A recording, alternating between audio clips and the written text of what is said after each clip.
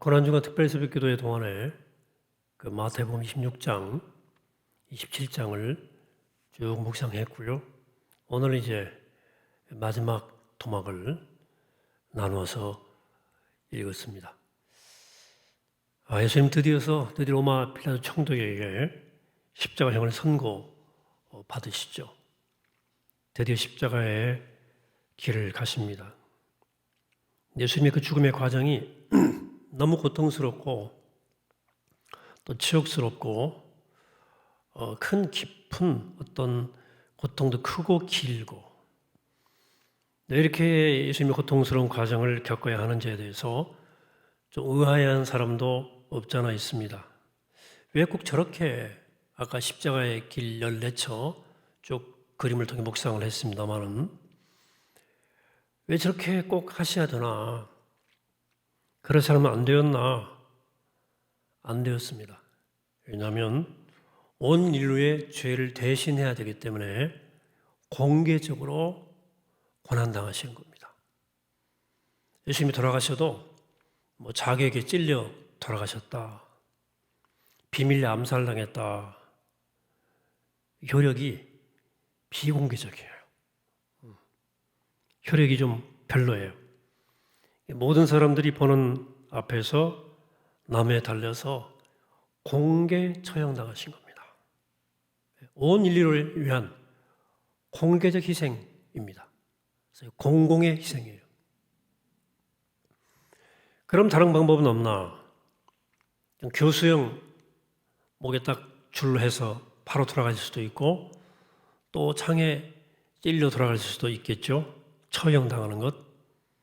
십자가는 구약의 예언의 성취입니다. 시편 22편 16절에 이런 말씀이 나와요.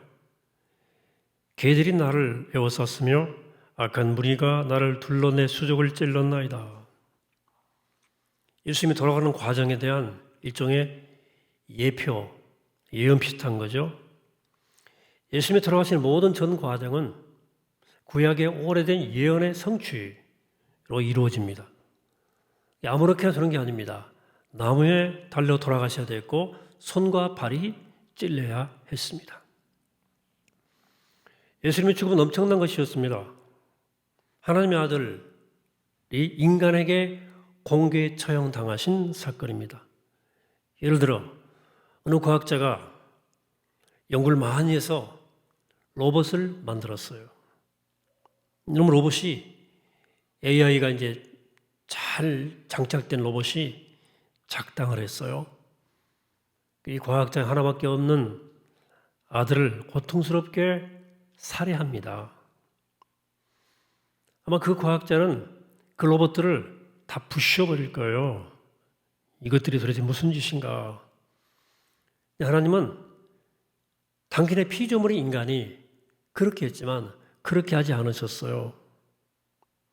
아들의 죽음, 아들을 죽였는데 그 아들의 죽음을 믿는 자는 누구든지 영생을 얻게 하셨습니다. 여기 영생은 그냥 죽지 않고 오래 가는 것을 넘어서서 완전히 새로운 몸으로 완전히 새로운 삶을 사는 것을 말하는 거죠. 이 어마어마한 역설이죠. 그 과정에서 인간이 죽는 모든 고통을 다 겪으십니다. 머리에 가시면류관을 쓰는 고통을 겪었죠. 그다음에 손과 발에 못이 박혀 완전히 망가졌죠. 음식도 못 먹고 물도 못 마셔 목말라 힘이 없어서 십자가를 매시지 못할 정도로 휘청거렸어요. 긴 시간 십자가 위에서 살이 찢기죠. 그 다음에 사람들로부터 정신적 고통을 받죠. 욕하고 조롱하고 비아냥거리고. 성경은 이 모든 것을 우리를 위로하기 위함이라고 말씀합니다. 히브리 2장 18절입니다. 그러니까 시험을 받아 고난을 당하셨은즉 시험 받는 자들이 능히 도우실 수 있느니라 이렇게 말합니다. 여러분 자신이 아파보거나 다쳐보지 않으면 지금 다른 사람이 얼마나 아픈지 잘 상상이 안 되죠. 공감이 잘 안 되죠. 그러나 예수님은 모든 종류의 고통을 다 겪었기 때문에 우리가 어떤 고통을 당하더라도 다 공감하시는 분입니다. 잘 도우시는 분입니다. 여러분 공개적으로 매 맞은 적 있습니까? 공개 처형은 아니지만 공개적으로 맞은 적 있냐고요. 자존심 무지 상합니다. 비참해요. 저 군대에서 공개적으로 맞았거든요. 건빵을 주더라고요. 건빵을 좀 건빵을 주고 줄을 세워놨는데 배가 고프니까 조금씩 꺼내 먹더라고요.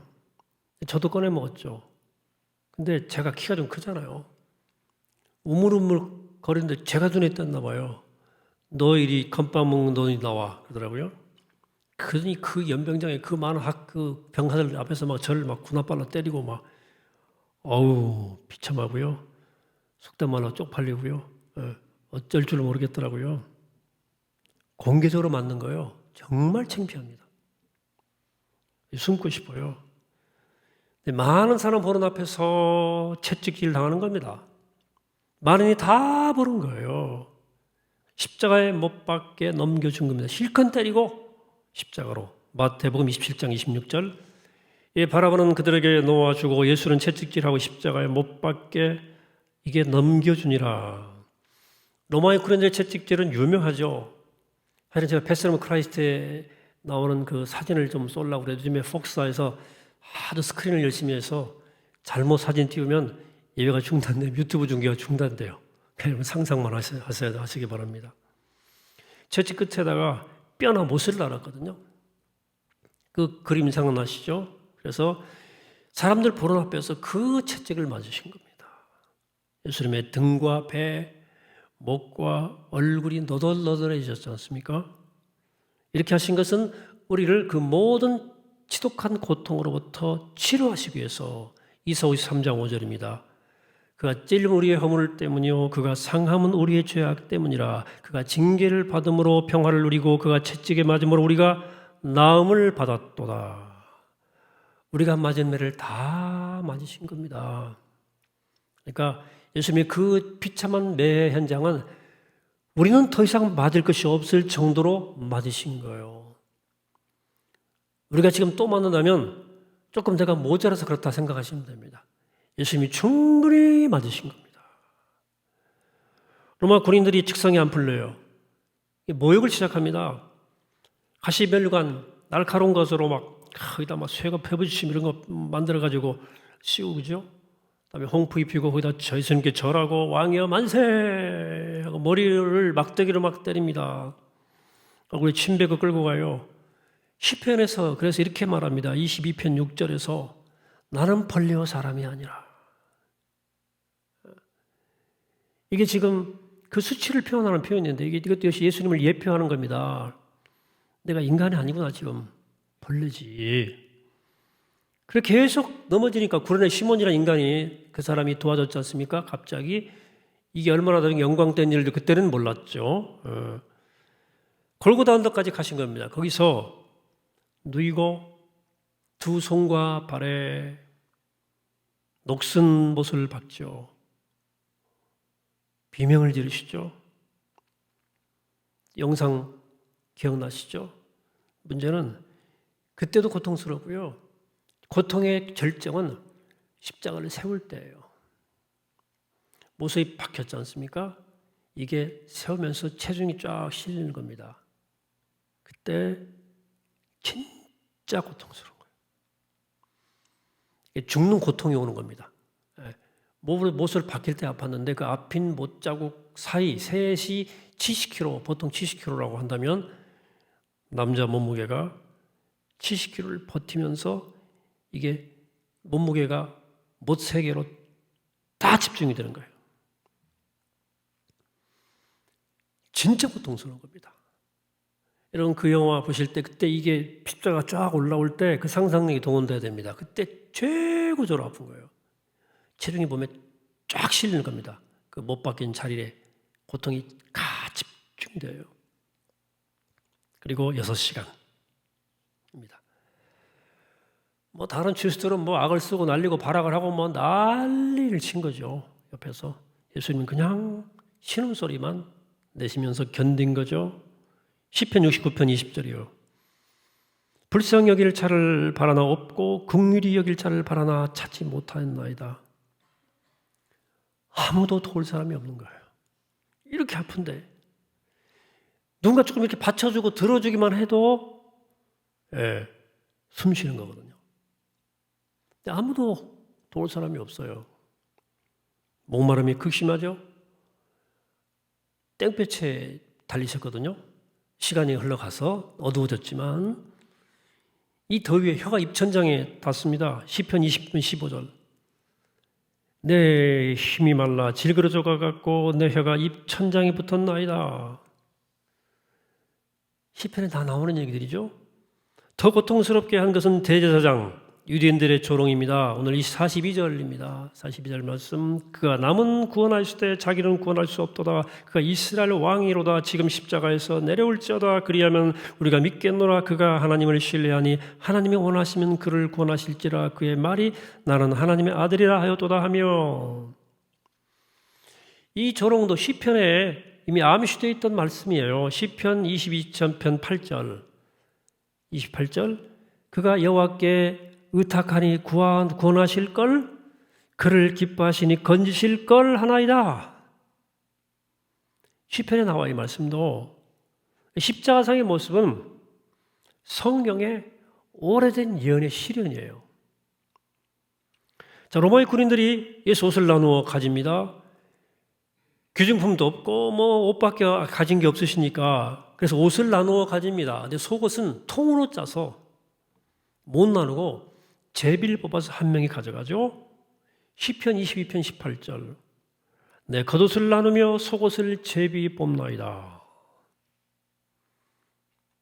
그리고 빌라도가 예수를 강도로 보이기 위해서 이게 강도같이, 강도처럼 돌아가시게 한 거거든요. 이것도 이사야 예언입니다. 이사야 53장 12절에 그러므로 내가 그에게 존귀한 자와 함께 몫을 받게 하며 강한 자와 함께 탈취한 것을 나누게 하리니 이는 그가 자기 영혼을 버려 사망에 이르게 하며 범죄자 중 하나로 헤아림을 받았음이니라 그랬어요. 구약은 요소에서의 십자가를 향합니다. 요소에서에서 십자가를 향한 증언들이 등장해요. 구약 전체가 사실은 십자가를 향해서 줄기차게 이어져 옵니다. 못 박히실 때 땡볕이었거든요. 오후가 돼서 어둑어둑해졌습니다. 태양도 빛을 잃었다는 말씀이 성취된 거예요. 이때 예수님께서 오늘 유명한 말씀 큰 소리로 부르짖었죠. 27장 46절에 제9시쯤에 크게 소리질러 이르시되 엘리 엘리 라마 사박다니 하시니 이는 곧 나의 하나님 어찌하여 나를 버리셨나이까 하는 뜻이라. 이것도 시편 22편 1절 말씀 그대로 표현하신 거예요. 하나님이 십자가의 아들을 버리시고 우리를 선택한 거예요. 아들을 버리고 우리를 선택하신 사건입니다. 그렇게 이때 아들의 입에서 외마디가 나오는 겁니다. 이게 십자가의 절정이에요. 일말씀 묵상으로 말씀을 정리할까 생각하는데요. 엘리 엘리 라마 사박다니, 이게 사무친 원방 같은 외마디가 탁 튀어나오는데, 엘리 엘리 라마 사박다니 이거 아람어거든요. 라마 사박다니 헬라어로 엔카탈라이포어란 말입니다. 포기하다는 말이에요. 포기하다, 패기체문하다. 하나님, 나의 하나님, 왜 나를 포기합니까?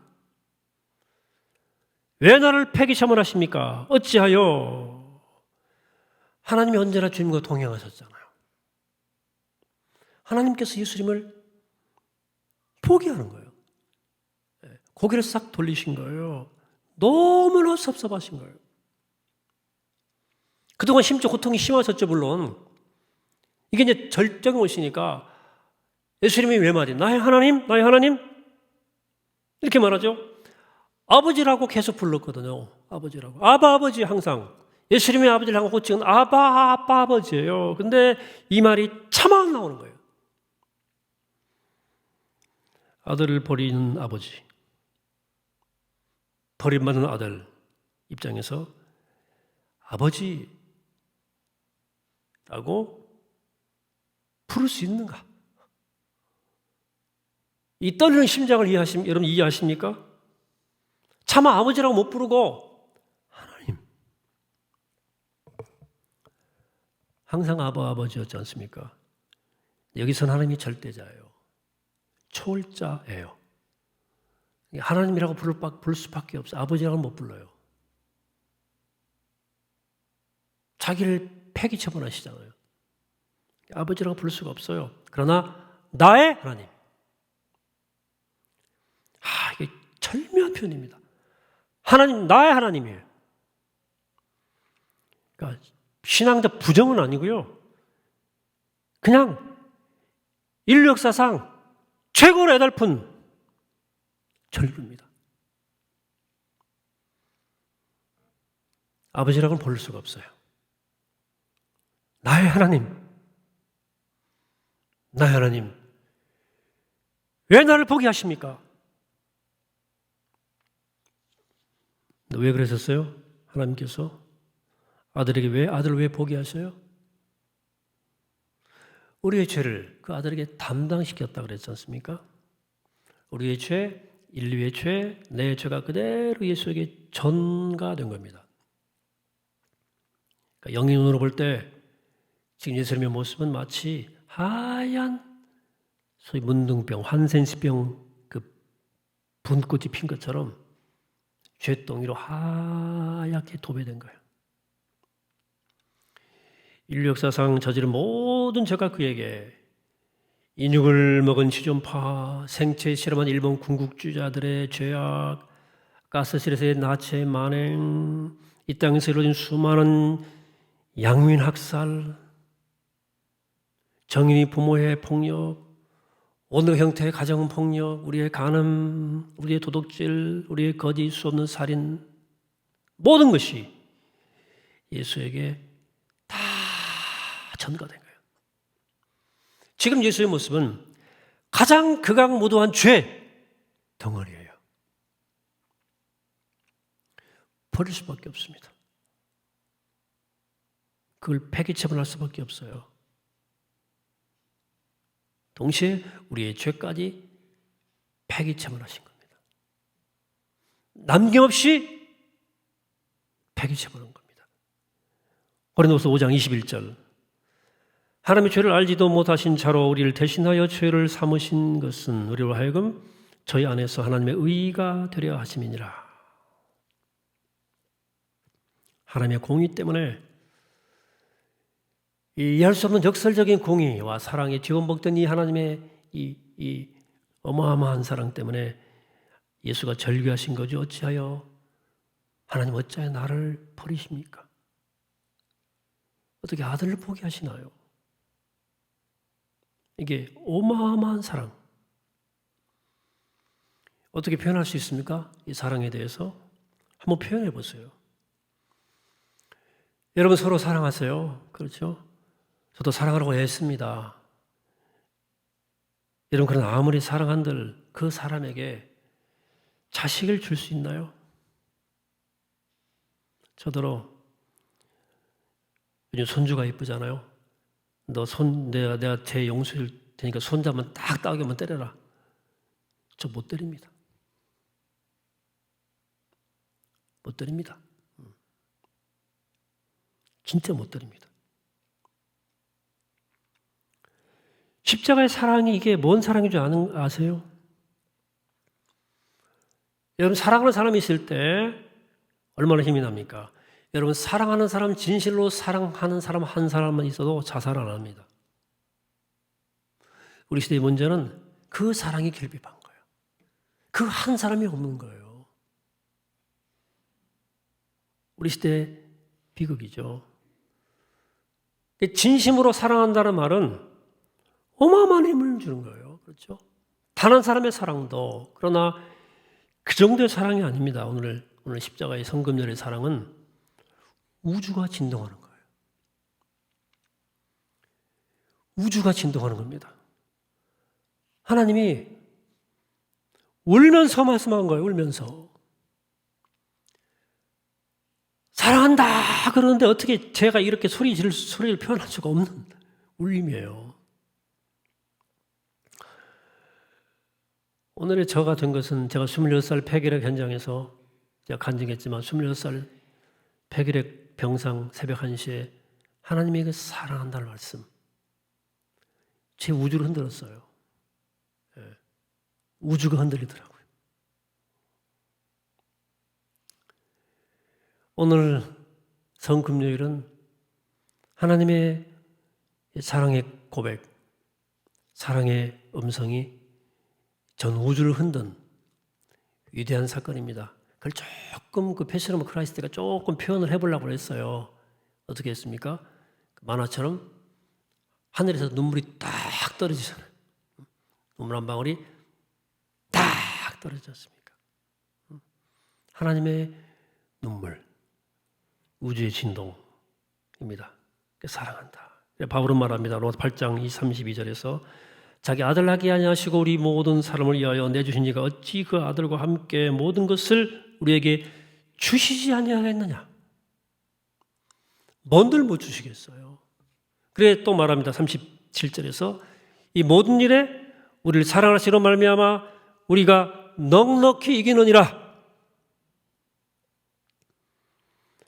오늘 주님의 십자가의 모습들을 쭉 우리가 상상하고 또 엘릴리 라마 사박단의 절규 속에서 하나님 우리 얼마나 사랑하시는가를 깨닫고 느끼고 그 사랑이 얼마나 지독한 사랑인지 오늘 깨닫는 이 거룩한 밤 되기를 축복합니다.